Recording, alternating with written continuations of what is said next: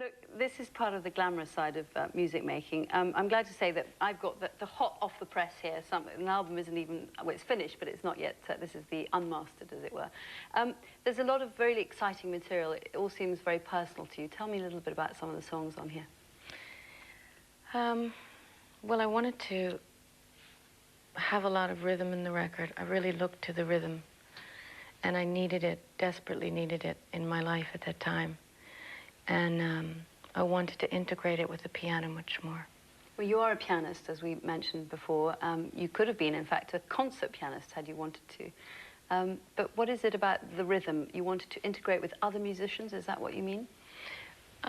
Actually, with the songs themselves, so that foundationally, the way that I was writing, I would play my body in the shower just to get the rhythm. I mean, there's a lot of it to play, so I get different tone and stuff. And I would just stay in the shower and sing for hours, and write the songs around the rhythm.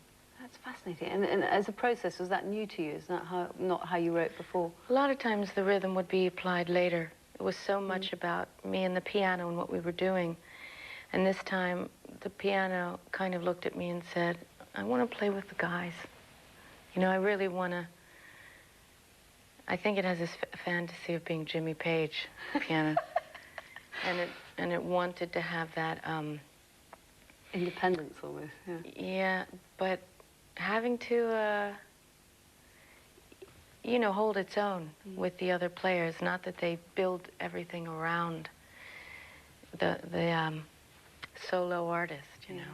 And also, particularly for you, because the album represents a very emotional time in your life, a very difficult time. You just had a miscarriage, which is unfortunate in anybody's life. But I think for you particularly, because you so wanted to be a mother. Yeah, it was very sorrowful. And the strange thing is, I think I felt love in a way that I hadn't felt it before. I think you feel love for...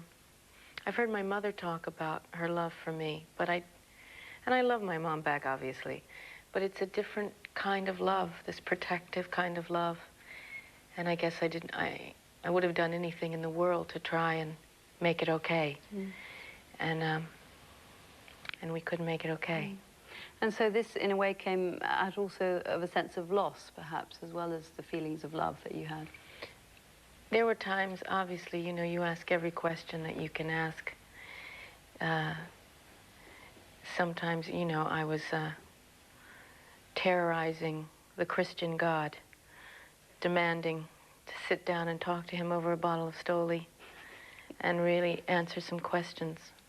Because things don't make sense at that point. You know, things that people say to you, like, it's all for the best, or it's God's will, or there's a greater plan, and you just feel, oh, you know. Come on.